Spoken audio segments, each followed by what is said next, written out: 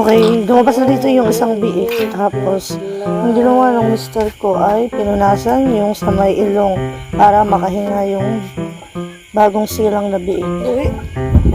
Normal delivery yung kasi 13 biik to. Dalawa yung dinukot, tapos Okay na?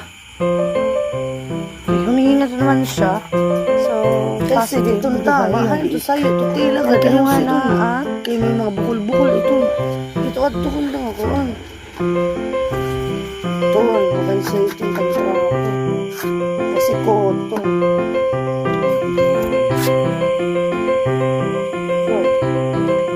Mga pangalan, sige, pukol lang.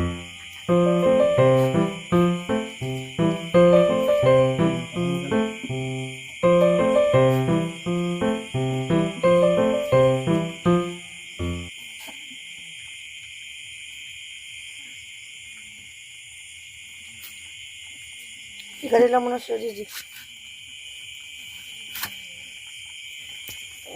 Dito, igil lang ka dakon. Anong oras ini? Laksinan yan. 2:15.